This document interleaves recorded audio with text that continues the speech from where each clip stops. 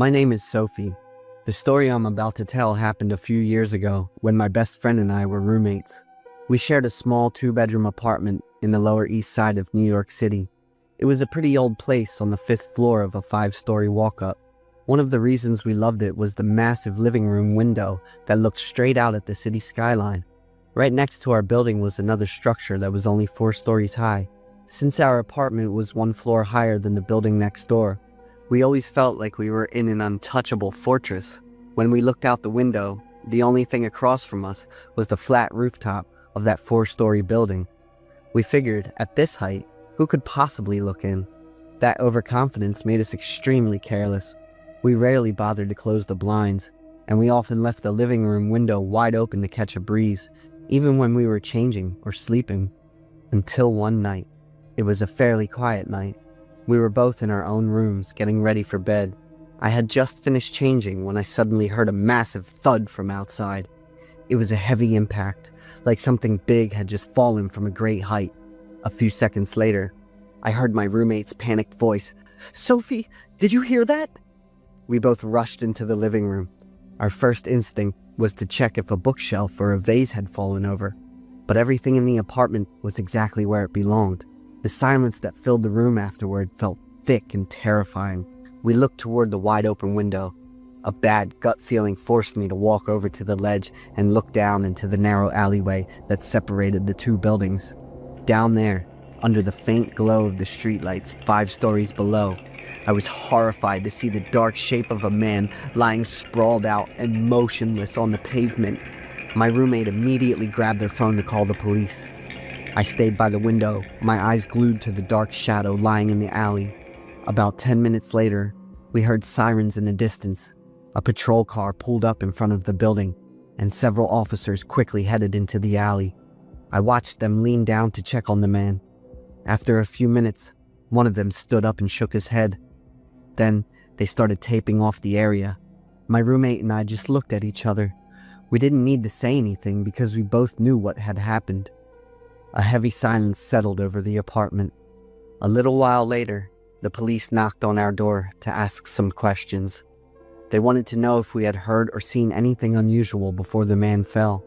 We told them exactly what happened. The officers took down our information and left. A few days later, the police contacted us again to share the initial results of their investigation. What they told me sent a chill down my spine. According to the scene reconstruction, the man died instantly when he hit the ground. But the most disturbing part was what they found on the roof of the 4-story building next to us. There were multiple sets of footprints on that roof, showing that someone had been moving around up there during the night. The investigators also found a long drag mark in the dust and moss on the rooftop, like something long had been hauled across it. That something was a wooden plank. The plank was found in the alley, not far from the man's body. After putting the clues together, the police reached a conclusion that made my blood run cold. The man had been standing on the roof of the 4-story building. He had brought a long wooden plank and stretched it across the gap between the 2 buildings to create a makeshift bridge. From there, he intended to walk across and enter our living room through the open window. But the horror didn't stop there. When they checked his phone, the police found dozens of photos of our living room window taken at different times of the day and night. It meant he had been stalking us for quite a while. He knew that window was almost always open, and he had been planning his break-in. Inside his jacket pocket, the police found a small knife. I shivered when I heard that detail. If he had successfully made it across that plank, things would have ended very differently. The police believed that while he was carrying out his plan, he lost his balance, slipped, and fell nearly 5 stories into the alley. He died before he could carry out whatever he intended to do to us. Even though the stalker was dead, our sense of safety was completely shattered. We realized we had been living like creatures in a glass cage for a freak to watch for months. This event left a deep psychological scar. Even after we installed a heavy-duty security system and eventually moved away, the feeling of being watched never truly left me. To this day, whenever I'm home alone, I have a habit of double-checking the window locks a dozen times. I can never sit in a room at night if the curtains aren't pulled tight. My friend and I don't live together anymore, and that building probably has new tenants now. I just feel an immense sense of relief that we never had to face him while he was alive. His death was a tragedy, but for us, it was a terrifying form of salvation. This story happened back when I was 26. It was the lowest point of my life. I had been unemployed for months, my bank account was bone dry, and I was stuck working as a cashier at a convenience store for peanuts. So when my high school friend Orla asked me to move in with her to split the bills, I jumped at the chance. I moved into her place a week later. It was a small 2-bedroom house tucked away in a neighborhood called Sycamore Hills. Right from the first day, I noticed Orla was acting strange. She had these odd habits. She would constantly stare out the window with a look of pure anxiety, and she made a few cryptic comments about how she hated being home alone. But her fear went beyond just talk. Orla practically begged me to put a small mattress on the floor of my room so she could sleep in there with me. I was confused because her own bedroom was great. It was actually much bigger and nicer than mine. She wouldn't give me a specific reason why. She just said she felt safer having someone else in the room. I felt awkward saying no since she was helping me out. In fact, she was letting me slide on the first month's rent, so I reluctantly agreed. I figured I'd let it go for a month and then talk to her about it later. Life in the new house started off okay. Besides the lack of privacy, sharing a room with Orla, everything was fine. One night I worked a late shift and didn't get off until the early hours of the morning. Orla kept texting and calling me, asking exactly when I'd be home. She said she couldn't fall asleep without me there. I started to get annoyed. I felt like I had become a full-time babysitter. I finally pulled up to the house around 2 a.m. As I parked and walked toward the front door, I froze. A woman was standing perfectly still on our front lawn. She was wearing ragged, messy clothes and was incredibly thin. She stood there like a statue. But the part that sent a chill down my spine was that she was staring, unblinking, straight at Orla's bedroom window. I stood there paralyzed for a few seconds before I found the courage to speak. "Excuse me, ma'am? Do you need help with something?" The woman slowly turned her head. The streetlight hit her face, revealing eyes that looked completely empty.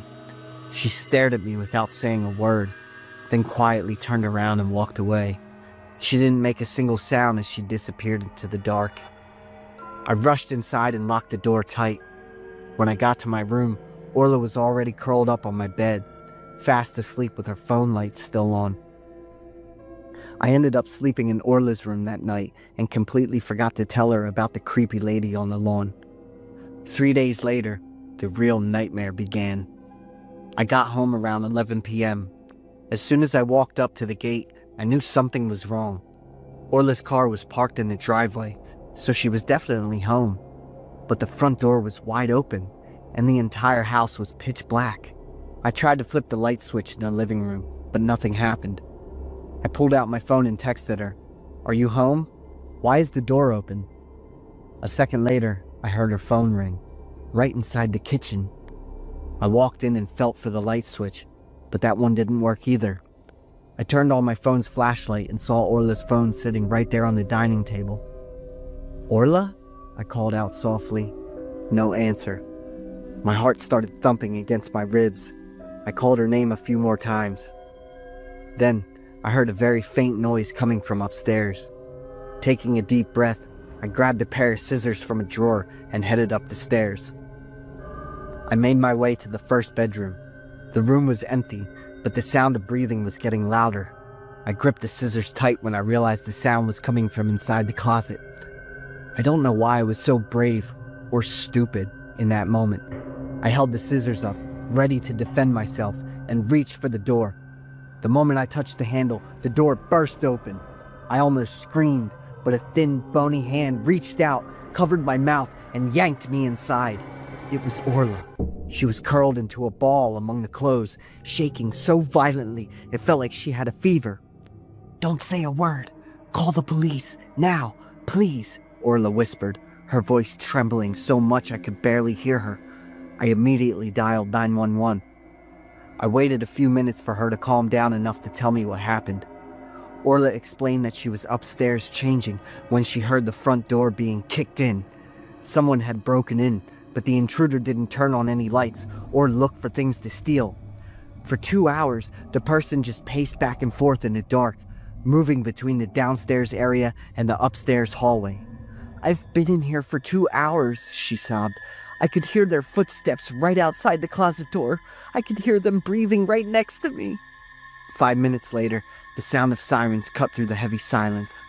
We sat in the closet and listened to the police shouting and the sound of someone screaming at the top of their lungs. When the police told us it was safe to come out, I saw them pinning a woman down near the garage. It was the same woman I had seen on the lawn 3 days earlier. She looked gaunt, her clothes were filthy, and her hair was a mess. She didn't have any weapons or ID on her. Just like Orla said, she hadn't stolen a thing. She hadn't even touched the valuables. She was dragged away, kicking and screaming, shouting nonsense that no one could understand. The police just shook their heads. They figured she was suffering from a severe mental breakdown. They guessed she might have lived in the house a long time ago. We both agreed to move out immediately.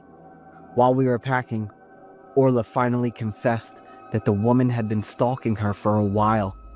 But because the woman would appear and disappear without actually committing a crime, the police couldn't do anything. Orla was so terrified that she only asked me to move in because she was too scared to be alone. "I'm so sorry. I was afraid if I told you, you'd be too scared to move in," Orla cried as she apologized to me. In the end, I wasn't mad at her. She had helped me when I was struggling, after all. Orla had to go to therapy for a long time, and I didn't fare much better. Even now, I have to check the locks on the door multiple times every single night before I can even think about going to sleep. We still live together and get along great, but we are both still haunted by that night.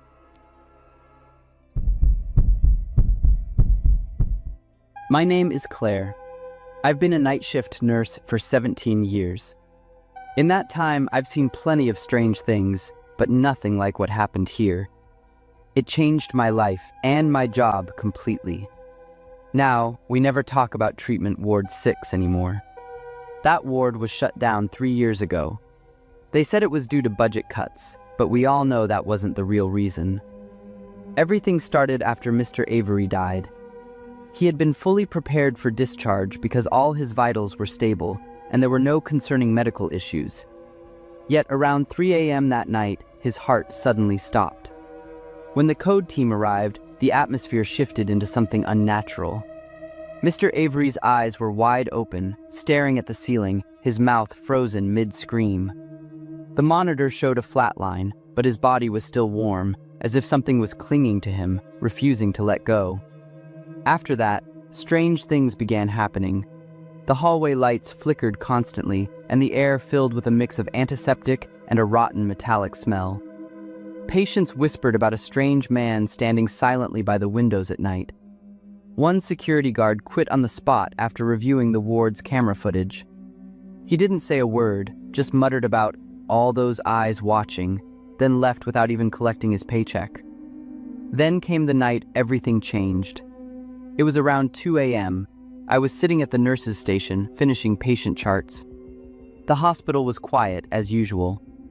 Nurse Teresa was sitting across from me, headphones in, listening to music. Suddenly, the overhead intercom crackled with a soft pop, then went silent. I stopped writing and listened, but nothing happened for a few seconds. Then I heard a voice, soft, clear, as if someone were standing right beside my ear. "Claire." My pen slipped from my hand and fell to the floor. My heart began pounding.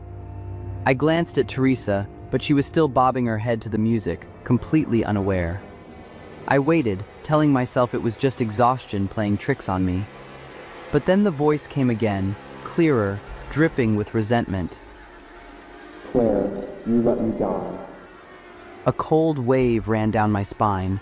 My hands shaking, I stood up and walked to the intercom controls. I pressed the talk button and whispered, "This is Claire. Who is this?" I held my breath, waiting. No reply.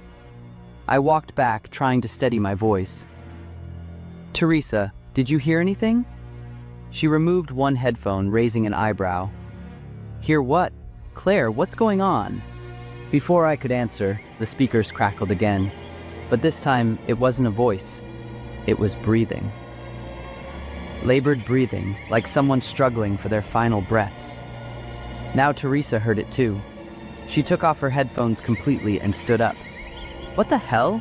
Is someone having an emergency?" I hit the button to shut off the intercom, but the breathing didn't stop. It echoed down the hallway, the sound shifting location, as if moving, from the direction of Treatment Ward 6. I grabbed a flashlight and slowly walked toward the sound. Teresa followed close behind. When we approached Ward 6, I froze. The door had been locked and sealed for years, but through the fogged window pane, I saw a shape. It was moving, dragging itself across the floor. Teresa and I panicked, backing away as fast as we could. We agreed not to report it, not wanting to cause chaos among the patients. That night, after my shift ended, I couldn't go home. I needed answers. I went to the security room, which was empty by then. I sat in front of the monitors as I pulled up the footage from Ward 6 from the days before. Everything looked normal at first. Then came the recording at 3 a.m., the exact time Mr. Avery died. The camera jolted violently, and the feed turned into black and white static for several seconds. When the image returned, I saw something impossible. Bed 612, Mr. Avery's bed, was occupied. I hit slow playback. The blanket rose and fell slowly, as if something invisible were breathing beneath it. Then it shifted, something inside moving. Slowly, a figure sat up. The shape of a man, but hunched, his head tilted to one side as if his neck were broken. The heart monitor beside the bed lit up, the ECG showing a steady rhythm, 72 beats per minute. The beeping echoed through the camera's audio, but the real bed, in real life, was empty. I stared at the screen. The figure on the camera slowly turned its head, looking directly into the lens. Its face was completely shadowed, except for two faint points of light, eyes, watching. Then its mouth stretched slowly into a grin. I screamed, fumbling to shut off the monitor, but before I could, I heard a whisper through the computer speakers. "Claire." I yanked the power cord out, screaming. Teresa rushed in, her face pale. "What happened? I heard you scream." I pointed at the dark screen, my mouth frozen. A week later, the hospital officially shut down Treatment Ward 6.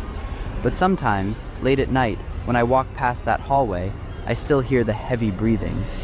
The intercom still whispers my name in the silence, and occasionally, there's a shadow standing at the end of the corridor, staring at me. We never speak about Ward 6 again. I remember it was around Christmas time. The air was cold, but the town of Altoona, Iowa, was warm with twinkling lights. I was 16, living with my family, and working a part-time shift at the local McDonald's. I usually had to work early morning shifts on weekends. So, that night, I went to bed earlier than usual. I lay down, pulled up the blanket, and fell asleep quite quickly. Everything was very normal at first, but in just a moment, I began to feel something was off. Then I started to dream. I was running. Not a leisurely jog, but a frantic flight with my heart pounding. I looked around. It was pitch black, and I was in downtown Des Moines, about a 20-minute drive from my house. Skyscrapers lined both sides of the street, and neon lights from the Christmas-decorated shops reflected on the wet road. I didn't know what I was running from. I only knew that there was a presence chasing me from behind. I couldn't hear footsteps, couldn't hear heavy breathing, but I could feel it. A chilling sensation clinging to the back of my neck like a nameless shadow. My feet hammered continuously on the pavement. I circled street corners, weaving between buildings, hoping to find a place to hide. My breath was short and ragged. Finally, I quickly turned into an alley, rounding the corner of an old red brick building, and I was forced to stop. Right in front of me stood a man. He stood tall, like a statue. Much taller than me, probably over 6 feet. He wore a long black coat that reached down to his ankles. On his head, he wore a classic top hat, like the ones gentlemen wore in old black and white movies. Beneath the brim, his face was obscured by shadow, but I could still see his eyes. They were abnormally large, almost entirely black. He looked at me with an intensely desirous expression. I stood there, feeling like time had frozen. I stood there, unable to move. Maybe it was just a few seconds, or minutes, I don't know. I only knew that it felt like I was trapped in that moment with those bizarre black eyes staring at me. Then, he slowly reached out his hand. A bony, gaunt hand slowly extended toward me like an invitation. The gesture wasn't threatening, but strangely, as if he was inviting me to follow him. The moment his fingers were about to touch my face, I woke up violently. I shot up, out of bed, my breath coming in short gasps, my heart hammering. I put my hand to my chest, trying to catch my breath and looking around the room. The alarm clock on the table read about 2:30 a.m. Everything was quiet. It was just a dream. I let out a breath, my body still trembling. Wiping my forehead, I found my hand was soaked with cold sweat.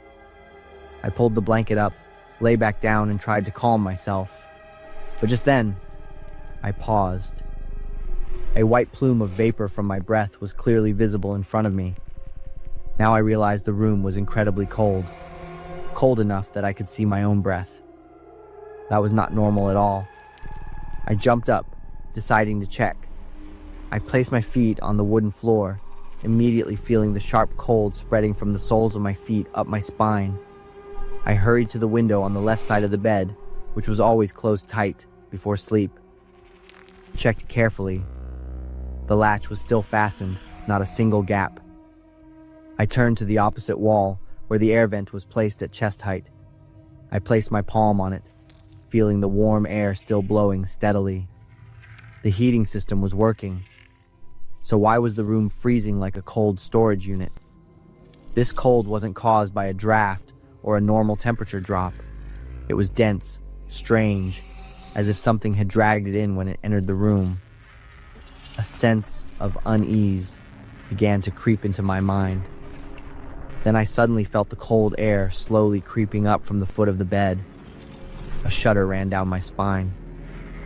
I looked toward the end of the bed, and he was there.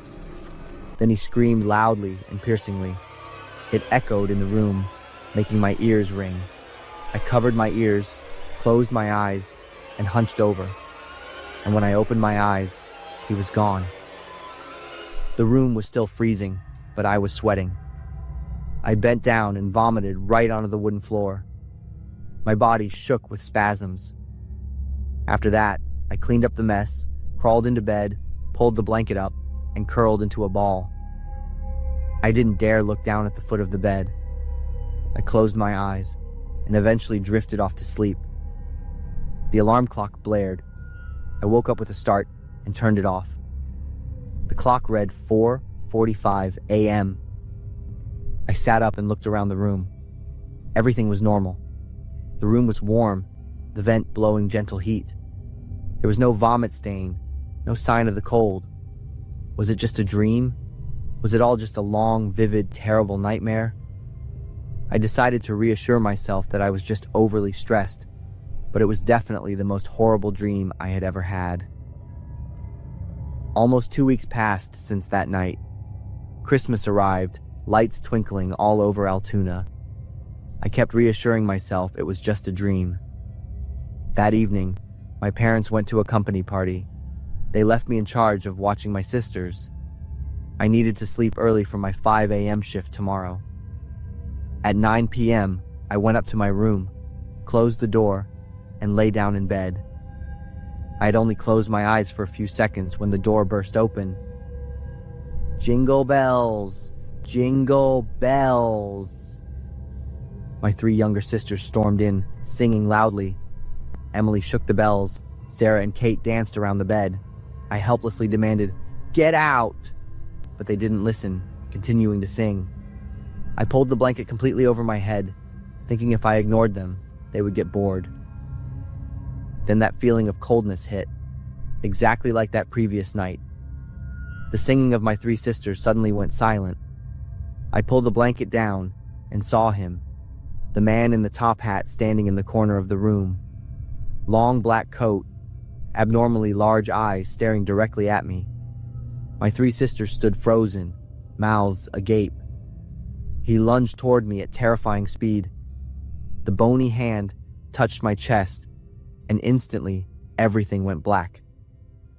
When I woke up, I was kneeling on the hallway floor. My head was spinning, and my mouth had a metallic taste. I didn't remember how I got out of the room. The house was strangely silent. Emily? Sarah? Kate? I called out loudly, but no one answered. A small cry came from the bathroom. I ran over, twisted the handle, but the door was locked. "Open the door!" I knocked hard. "Go away." Emily's voice trembled from inside. "You go away." "What are you saying? It's me."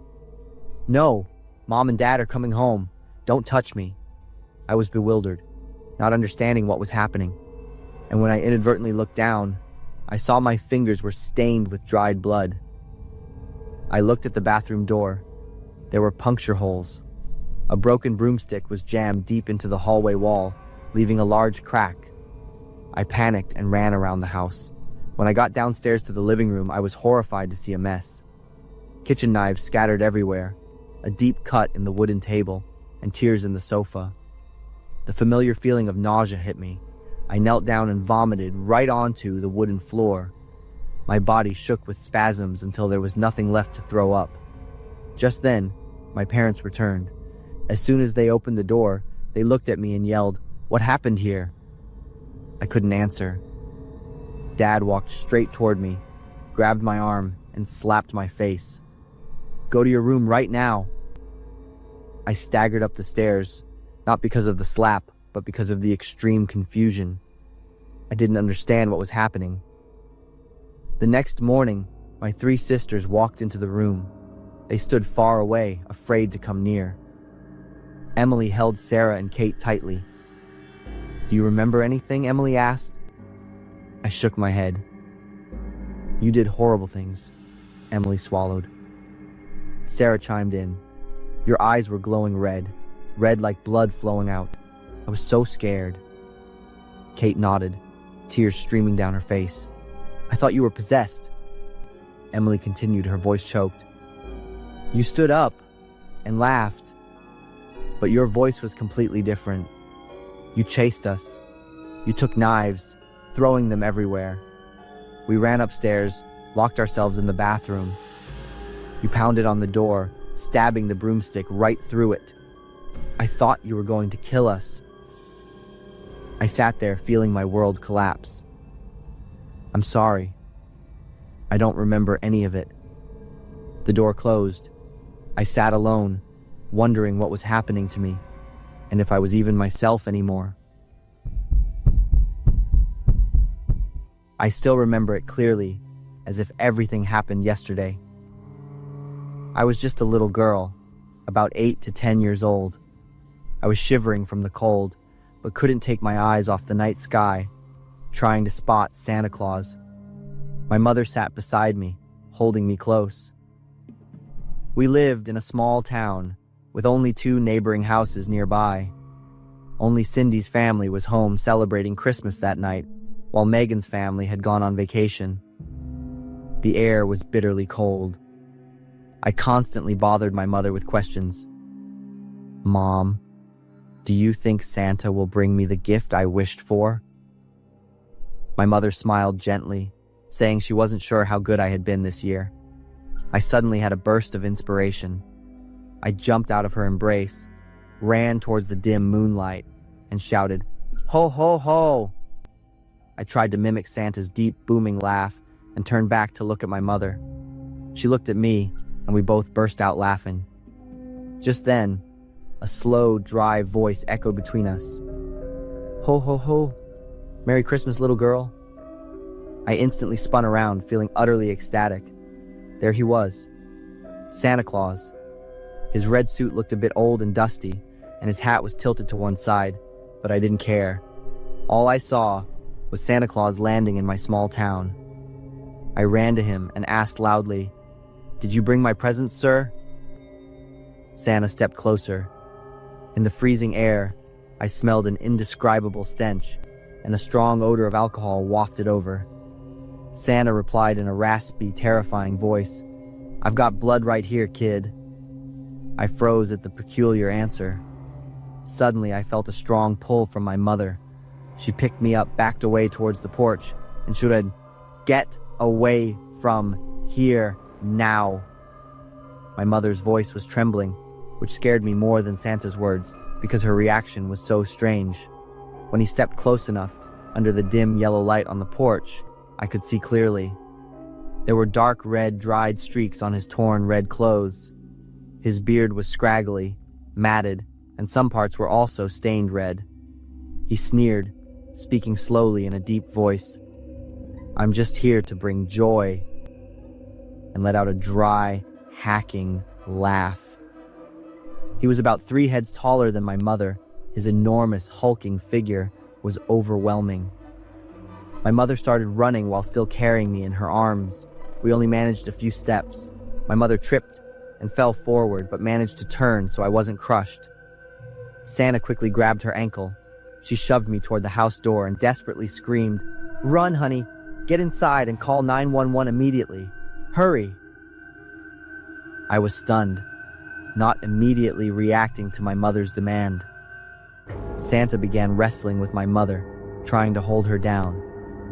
He punched my mother hard in the face twice, making blood stream from her nose and eyebrow. He stood over my mother, looked straight at me, and laughed a horrifying laugh that echoed in the dark night. I panicked and ran toward the house, but he was much faster than I was. He ran past me and blocked my way. He laughed, his terrifying face leaning close. "What are you going to do now, little girl?" I looked toward the only neighboring house with lights on, Cindy's house. I saw Cindy's husband, Steven, running out. I screamed desperately, "He hurt Mom! Help!" As soon as I finished speaking, he knocked me down to the ground. Seeing this, Steven rushed over and loudly demanded that Santa leave. Very quickly, a struggle ensued. Santa was horribly gaining the upper hand. My mother staggered up, ran over, and kicked him in the back. She tried to push, pull, and hit, using all her strength to help Steven. I also ran over, my small fists barely penetrating his thick fur coat. But he didn't care at all. Steven was already unconscious. He pulled something shiny from his pocket and stabbed Steven's abdomen with vicious, heavy blows. Fresh blood flowed down, soaking into the white snow, spreading into a horrific dark red. My mother grabbed my hand tightly and dragged me away to run. I looked back, seeing him continue to stab Steven many more times in a frenzy. My mother pulled me harder and covered my eyes. We got inside the house. My mother hurriedly locked all the doors, drew the curtains, and screamed for me to call 911 immediately. Meanwhile, she moved all the heaviest furniture like the bookshelf and even the refrigerator to barricade all the windows and the main door. I called 911. I tried to speak coherently, but a desperate, horrifying scream suddenly echoed from Cindy's house. My mother went to the only window not completely blocked, covered her mouth with her hand, then shouted into the phone, "He's killing them! Someone please come here! Please!" After that, the screaming outside stopped, leaving only an icy silence. My mother put the phone down and hugged me tightly. After he had dealt with Cindy's family, he came over and started kicking our door violently. He smashed the windows and tried to punch and push away the objects my mother had used to barricade them. He started throwing his massive body against the front door. My mother held me tight. She was crying and trembling uncontrollably. I stared intently at the front door. It shook violently with every shove from the giant man. I thought it was about to give way. A loud bang sounded, and the protective wall my mother tried to create was breached. The main door flew open, and furniture shattered. Fortunately, the police car lights flashed. They had arrived. But he still didn't stop. The lunatic Santa still charged into the house, even when they used a taser to try and restrain him. Finally, the maniac Santa was subdued by the police and taken away. But the memory of that horrifying Christmas night became a deep scar, haunting me for the rest of my life. The man who attacked us was Joe Sticker. He wasn't a planned killer, but a man kicked out of his home on Christmas night by his wife because of his addiction. In his despair and madness, Joe got drunk and used some extremely powerful hallucinogenic drugs. He wore the old Santa Claus costume, and in his mentally unstable state, he turned into a brutal murderer. He killed 3 people that night: Cindy, her husband Stephen, and their son. The incident destroyed everything. To this day, my mother still avoids mentioning the events of that night. She never decorates the house or the Christmas tree anymore. As for me, every year when the holidays come around, I avoid crowded places. Seeing someone dressed up as Santa Claus, even in an advertisement, will send me into a state of severe panic. I barely dare to step outside in the cold anymore, and eventually, I had to leave my country. I moved to a place with no snow and where people don't celebrate Christmas. That nightmare forced me to go far away, trying to find a peace that I know will never truly be complete again. I bet nobody ever thinks Valentine's Day could turn into an action movie. But 12 years ago, mine did. I was 16 at the time, and I went through a Valentine's Day so crazy that just thinking about it now still gives me the chills. My name is Stella, and my younger sister Selena is 5 years younger than me. Back then, I considered myself a pretty cool and responsible big sister. That afternoon, my parents headed out for a romantic date night. Before leaving, they left us with a long list of don'ts. No boys over, no playing with fire, and absolutely no fighting. My sister and I nodded along, making them promise only one thing: that they'd bring us back some almond macaroons after their dinner. About 30 minutes later, while I was lounging on the sofa scrolling through Instagram, the doorbell rang. Selena excitedly ran to open it. It turned out she had secretly invited some friends over through Discord. When the 2 guests walked in, I just stood there frozen because of how weird they were. First, there was Karen. She looked like a normal kid, but she seriously introduced herself as being 67 years old. Even crazier, she was carrying a gun. The second friend, Iris, was even weirder. As soon as she walked in, she pulled out her phone and started taking pictures of everything, screaming about how the house was perfect for some skibbity toilet aesthetic. I raised my voice and told them my parents didn't allow strangers over, but Selena argued back that they weren't boys. To keep the peace and avoid getting caught by my parents, I had to compromise. I confiscated Karen's gun, led them all to the living room, served them hot cocoa, and turned on Mario Kart to distract them. I thought I had everything under control, until my phone started buzzing like crazy. A notification from our security camera popped up. The front door was wide open. My heart sank when I realized Selena hadn't locked the door after her friends arrived. I was about to go check it out when a second notification hit. On my screen, a large, dark shadow just moved through the main hallway. He was inside our house. I signaled the 3 kids to be quiet. We crept out of the room, with me leading the way and the 3 girls following close behind like a terrified little train. In the kitchen doorway, a large man in a black hoodie was standing there. The dim kitchen light cast eerie shadows on the floor, making his face look distorted and terrifying. Then, he casually walked to the fridge and started stuffing food into a bag like he was shopping at a grocery store. He even muttered to himself about grabbing a few valuables before leaving. I stood there paralyzed, my heart hammering against my ribs. Our home was being invaded, and that jerk was currently chewing on the last strawberry donut I had been saving. I was shaking, partly from anger, but mostly from pure terror. Iris whispered, "Call the police." but Selena immediately protested. She was terrified our parents would find out she didn't lock the door and invited friends over. Karen added, "The cops around here are slow anyway. By the time they get here, he'll have cleared the place out and vanished into thin air." In that do-or-die moment, a wild idea flashed through my head. If Kevin McAllister could defend his house alone, why couldn't we, 4 girls, do it too? We retreated to the bedroom to make a plan. I assigned tasks at lightning speed. Selena ran upstairs to grab all the baby oil and ice cubes from the mini fridge. Iris and Karen searched for rope or anything that could act as a barrier. Karen wanted to use the gun she brought, but when I looked closely, it looked very strange. Karen grinned and told me it was just a gun-shaped lighter meant for scaring people. Since that wasn't very practical, I decided I'd use my heavy metal thermos to hit him. We quickly split up to set the traps in silence. The thief was still in the kitchen. I could hear the occasional clink of a soda can and the sound of packaging being ripped open. Selena and I poured baby oil all along the hallway connecting the kitchen to the living room. Karen and Iris stretched rope across the path at the very end of the hall, tying it tight to the table legs and sofa arms. Baseball bats, the thermos, and even a heavy wooden doll were lined up as weapons. Once the traps were ready, I hid behind the sofa, took a deep breath, and screamed at the top of my lungs. "Burglar! The cops are on the way! You're trapped!" The thief jumped. He stepped out of the kitchen, looking annoyed.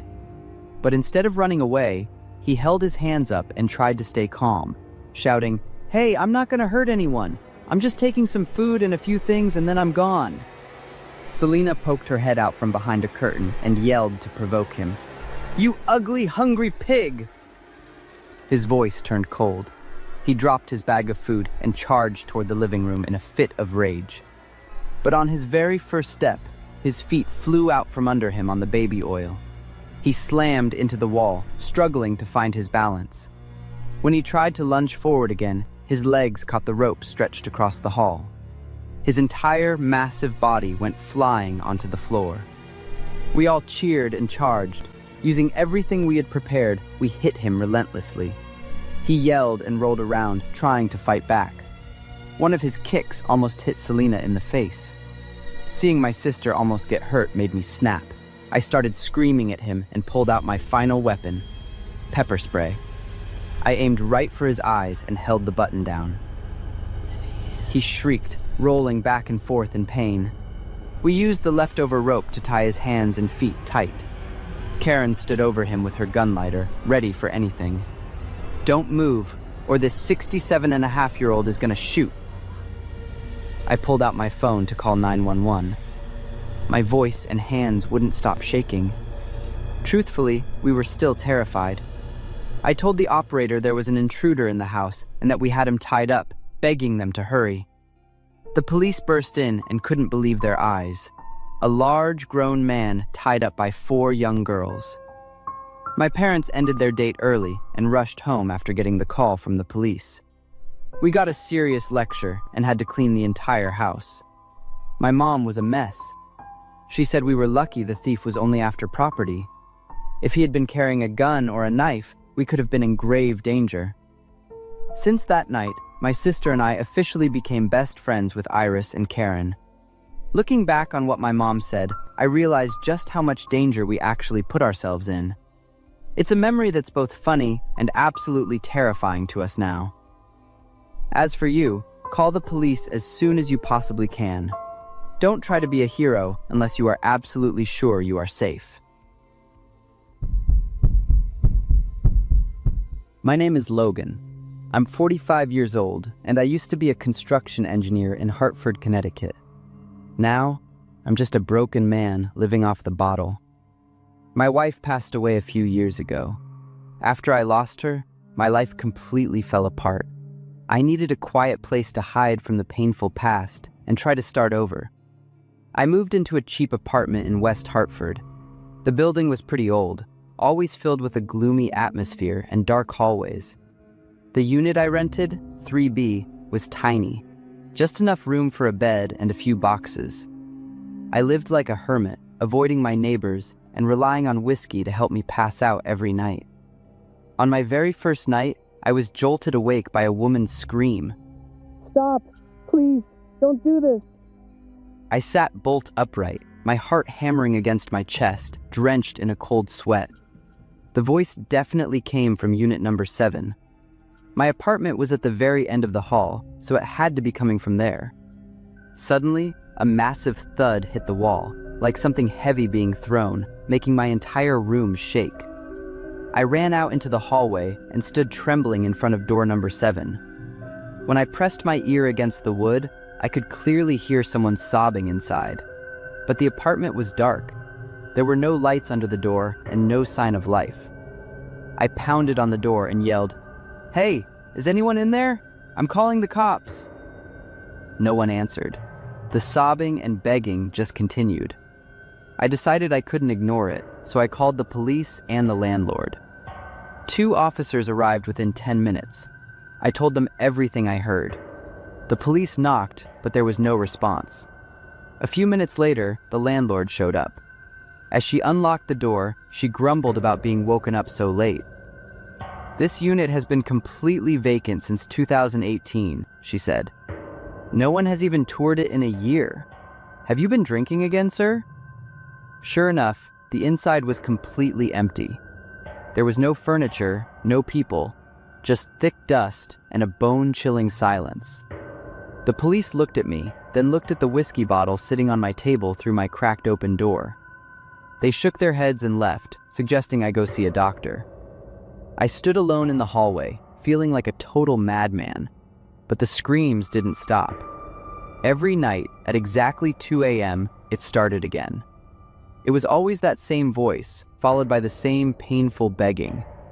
I began to suffer from severe insomnia. The daylight started to feel blinding and fake. I quit my job. My entire world shrank down to those 4 moldy walls and my obsession with the invisible woman next door. The lack of sleep began to warp my vision. One afternoon, I swore I saw a deep red, bloody handprint smeared on the neighbor's doorframe. I blinked, and it vanished. Then I started seeing shadows darting past the corner of my eye while I was at the stove. Sometimes I felt like someone was standing right behind me, their warm breath brushing against the back of my neck. Finally, I started hearing soft footsteps on the hardwood floors while I lay in bed, as if someone was pacing circles around my room in the dark. I knew I was losing my mind, but I couldn't stop the spiral. After nearly a month of this, I decided to end it. I downed a whole bottle of bourbon, grabbed a crowbar I kept under my bed, and turned on the voice recorder app on my phone. I tucked the phone into my pocket. When the clock struck 2 a.m. and the screaming began, I didn't hesitate. I charged into the hallway and used all my strength to smash the lock on unit number 7. I hit it over and over until the door swung wide open. I stepped into the middle of the empty room and clicked on my flashlight. It was the same wreckage as before. Nobody was there. I stood still, sweat pouring down my face like rain. I pulled out my phone and hit play on the recording I just made, to prove I wasn't crazy. But then, from the speaker, a voice rang out. "Stop it, Logan." My heart stopped beating. It was my wife's voice. I collapsed to my knees for air. I looked around the empty room again, and suddenly, a horrifying wave of familiarity washed over me. My wife's voice kept playing from the phone, begging me to stop. In that moment, the memories came rushing back like a black flood. My wife and I had lived right here. This was our home, unit number 7. 8 years ago, at exactly 2 a.m. on a cold February night, she had packed her bags to leave me after years of my abuse. In a drunken rage, I had ended everything.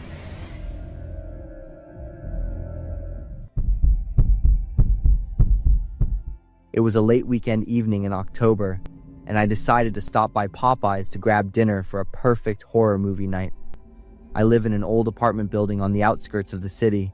It's the kind of 3-story building with long outdoor hallways that always give you a creepy, uneasy feeling after dark. I usually call a friend when I walk into the building just to feel less scared. That night was no different. I was chatting on the phone with my best friend. Just as I was stepping onto the stairs, a man suddenly came rushing down from the upper floor. He was running so fast, I only got a quick glimpse of his tall figure. I cried out and turned to the side to avoid him, but the man still slammed hard into my left shoulder, which made me stagger and almost drop my bag of food. The man turned his head and looked at me for a few seconds. I couldn't clearly see his face because his hoodie was pulled down low. Then, without a single word of apology, he continued to run off. I complained to my friend about how rude the guy was. My friend asked what happened, and I briefly explained as I continued to head upstairs. I felt like someone was watching me. I turned back, looking through the window, down to the parking lot across the street. There was a shadowy figure, but the streetlights were too dim for me to see clearly. It was probably just someone going home. My relaxing evening went exactly as planned with the fried chicken and the scary movie. I drank a few more beers and fell asleep on the couch in the living room without realizing it. A knock on the door startled me awake. I clumsily sat up, looked at the wall clock and saw it was 9 a.m. I walked to the door and looked through the peephole and was surprised to see a police officer. I opened the door, looking groggy, and asked the officer what was going on. The man politely introduced himself as an officer from the local police station. Then he explained that there had been a murder in the apartment below mine last night, and they were interviewing all residents in the area to gather clues. My mouth dropped open. I was completely shocked, stammering and repeating the word murder. The officer asked if I had noticed anything unusual like a stranger, strange noises, or anything else. Meanwhile, he opened his notebook and held his pen ready to write. I tried to recall the night before, still in a state of shock. Truthfully, nothing seemed out of the ordinary last night. That's what I answered. The officer nodded, asked a few other questions about when I got home and what I did last night, and then left. I went back inside, utterly unable to believe there was a murder right downstairs, and I hadn't known. I needed to wash my face and take a shower to wake up properly. Just as I took off my shirt and tossed it into the laundry basket, I suddenly saw something that made me freeze in place. On the left shoulder of the shirt, there was a reddish-brown stain the size of my thumb. I picked it up to look closely and was quite sure it was dried blood. Memories from last night rushed back as clearly as a rerun of a movie. This bloodstain was exactly where the man had slammed into me last night. The following deduction made my body tremble in waves. That man was the killer, his body still covered in the victim's blood. He was fleeing the scene and collided with me. Trembling, I ran to the living room and immediately called 911. I stammered a report about a murder at my apartment complex. I gave them my apartment address. The voice on the other end suddenly grew more serious. They had not received any reports of a murder at that address, and then asked me who told me about the murder. The blood in my body seemed to turn to ice, and a cold sensation washed over me from head to toe. I replied that a person claiming to be a police officer had come this morning and said they were investigating the incident. The voice on the other end interrupted me to inform me that no police officers had been dispatched to that address this morning, and the tone switched to an emergency mode as they asked me to listen carefully. Do not open the door for anyone. Lock all windows and doors. They were sending police to my location right now. Oh God, what kind of situation was I in? My voice choked up as if I were about to cry. The dispatcher, who introduced herself as Lisa, told me to keep my mace or pepper spray with me if I had any. You are doing great. I'll stay on the line with you until the police arrive, okay? I ran to the door to check the lock. I also checked the windows. They were all tightly locked. I retreated to the corner of the room furthest from the door and sat down, trying to breathe steadily as Lisa instructed over the phone. Finally, the sound of police sirens blared from outside, and I sighed with relief. Then a loud knock on the door, with a man's voice. "Police! Hannah, are you there?" I looked through the peephole one last time, confirming it was definitely the police before opening the door. I recounted the entire event in as much detail as possible. The police officer took careful notes and then offered a hypothesis that sent shivers down my spine again. The man who collided with me last night could have been the killer. He had just left the scene, with the victim's blood still on him. And when he bumped into me, the blood accidentally got onto my shoulder. He wasn't sure if the bloodstain was left behind, so he secretly followed me from the parking lot to confirm. That's why I felt a distant gaze. That eerie feeling wasn't just my imagination. From following me, he knew exactly which apartment I lived in, and the next morning he came back, not to kill and cover his tracks, but to check. He pretended to be a police officer and asked about every detail of the night before to determine if I knew anything. If I had mentioned the collision then, or accidentally said I saw the bloodstain, I probably wouldn't have had the chance to be sitting here telling the story. I shivered, thinking back to everything. He had looked at me as if to memorize my face, or perhaps to plan something. I'd opened the door for a fake police officer. I chatted with him without any suspicion. Thank goodness for those beers, because maybe my mind was temporarily too foggy at the time. If I had said anything wrong, or reacted a little differently, I don't dare imagine what would have happened. Nearly a year has passed, and the criminal has still not been caught. The police have asked me to relocate and have placed me under special protection. Now I understand. What seem like small things are sometimes the final warning. Just a moment of doubt, or one time following your gut instinct, is enough to keep yourself safe. It's been 10 years, but I still can't forget that night. I was 11 years old, and my sister was 15. It was the weekend, and our parents had gone to a company party. They told my sister and me to stay home, lock the doors carefully, and look out for each other. But my sister had been locked in her room since the afternoon, blasting music and ignoring everyone. I was bored, so I went downstairs to the living room and turned on a movie. A long time passed, and I was totally focused on the film. Just as the police in the movie were about to expose the culprit, the entire house went dark. I froze for a few seconds, looking around at the thick blackness. I yelled my sister's name loudly, but I only heard the music, still echoing from upstairs. I called a second time, and she still didn't respond. I figured she had fallen asleep, so I decided to take action myself. I felt around for my phone on the table but couldn't find it. I must have left it in my room. A feeling of helplessness washed over me, like I was completely isolated in this dark room. Just then, a strange sound made my body freeze. It was a light scraping sound coming from the window. I stood stock still, listening to try and figure out what the sound really was. It was still just light, unidentifiable noises. A few minutes later, a voice suddenly spoke right behind me, so close that I felt a warm puff of air on the back of my neck. "Be quiet." My entire body turned to stone. It didn't sound like my sister, but I wasn't sure. I was too terrified to guess anything. I wanted to turn my head to confirm if it was her. But then a hand was placed on my shoulder, holding me still.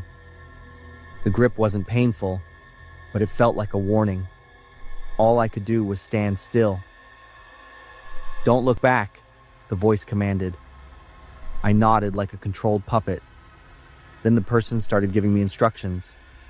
"Go down to the basement, find a hiding spot, then close your eyes, and absolutely do not move or make a sound until someone calls your name." Fear had paralyzed all my reactions. I could only obey. I reoriented myself in the space and started walking in the dark. The basement smelled musty and was freezing cold. I fumbled around and found the old cot, immediately crawling under it, curling up small, hugging my knees to my chest. The icy cement floor soaked through my clothes, making me shiver. I closed my eyes as instructed, but strangely not being able to see made all my other senses terrifyingly sharp. I heard everything. First, footsteps upstairs, the sound of doors opening and closing, and things being knocked over. Then a voice echoed down. "Is no one here?" I don't know when I drifted off to sleep. I don't know how long it was until I woke up to very loud noises from upstairs. I opened my eyes and realized I had fallen asleep. But as soon as I remembered the person's instructions, I squeezed my eyes shut again and lay still. It wasn't until I heard my mom calling out my name, filled with panic, that I dared to fully open my eyes. This time I knew someone had called my name, as instructed, but I still didn't dare crawl out. Until frantic footsteps grew closer and closer, I was even more afraid, retreating deeper inside and clamping my hands over my mouth. Suddenly a flashlight beam shined directly into my face, making me squint, and a man pulled me out from under the bed. I stared blankly and realized it was a police officer. He yelled out, announcing that he had found me in the basement. The basement light turned on, and my parents and sister quickly rushed over. Immediately, my sister rushed to hug me tightly and burst into tears. She sobbed, saying she had snuck out to see a friend, and when she got home, she found the living room window shattered, things scattered everywhere, and me missing without a trace. Her voice trembled. I screamed your name, ran all over the house, and couldn't find you anywhere. I thought you had been taken. I panicked and called the police, and my parents too. At that moment, all I could do was cry and beg for you to be safe. But you were with me. You told me to hide and be quiet. She looked at me with a confused expression. What are you talking about? I wasn't home. I went out, and when I came back, I found this. The story I heard next was truly shocking. It turned out that before the power went out, my sister had indeed snuck out to see a friend. When she left, I was focused on the movie. When she returned, she found signs that the house had been broken into. Things were messy. The living room window was smashed, and I was gone. She immediately called my parents and the police. After a while of searching, they found me, sound asleep under the cot. I insisted many times that a voice had given me orders, but no one believed me. Everyone assumed that because I was so shocked, I had hallucinated. We went back to the living room. I stared blankly at the chaotic scene around me. Another police officer came over to explain that this was a routine burglary. Some valuable items had been stolen. My parents felt lucky that no one was hurt. My sister kept apologizing to me and our parents, and I couldn't stop thinking about the person who had talked to me earlier. The following week, my parents took me to see a doctor. She explained that a child's brain is very flexible, and in a dangerous situation, it can create false memories as a self-defense mechanism. The doctor reassured us that I would slowly forget and everything would be okay, but I haven't forgotten. Even now, I vividly remember the voice of the sister who commanded me that night. I believe it was a female burglar. She probably took advantage of the power outage to sneak into the house. What she was targeting was the family's property, and she had no intention of hurting me, or perhaps didn't want to cause a bigger incident. And I still often wonder what would have happened if I had turned around that day. There are some mysteries that are best left lying still in memory, just like I once lay still under the cot, eyes closed and waiting. I have been a firefighter for 12 years, but the cruelest thing is that I couldn't save my own wife. A year ago, I was on an overnight shift. My house caught fire because of a faulty furnace. When I finally got home, it was too late. My wife died from smoke inhalation. My son survived because his bedroom was at the end of the hall. David was 9. He remembered and felt the horror of that night very clearly. For the first few months after the funeral, I thought I could handle everything. I promised I would take care of David and make up for his mom's loss. I woke up early to make his breakfast. It was usually simple stuff, like toast and eggs. He had become very withdrawn after the accident. He would sit, look at his breakfast, and then look at me. If Mom were here, I wouldn't have to eat the same 4 meals every week, right? I froze, looking at him, unable to say anything. That day, he decided to skip breakfast and just go to school. On the way to work, I started crying again. I only let myself cry in the car. I missed my wife so much, and I felt so completely helpless.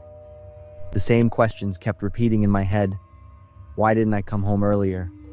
Why didn't I notice the furnace was broken? Since the accident, I started volunteering for the most dangerous missions. Each time I rushed into a fire, I felt a slight sense of relief, as if I was making amends for Sarah's death. But every time I came home and saw my son sitting alone in the living room, I felt scared. I didn't know how to talk to him.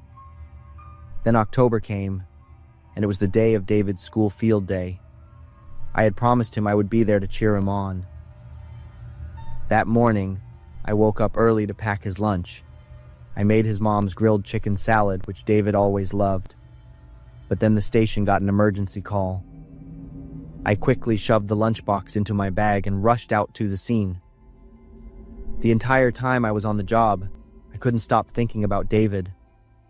Luckily, I didn't arrive too late, but it was already past lunchtime. The stadium was loud, filled with laughter and cheers.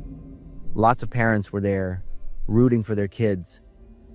I found David sitting by himself, constantly looking down at the ground. I walked over quickly, trying to force a smile. "David, Dad's here." He looked up at me. There was no emotion in his eyes. I sat down next to him, trying to keep my voice cheerful. "I'm so sorry I'm late.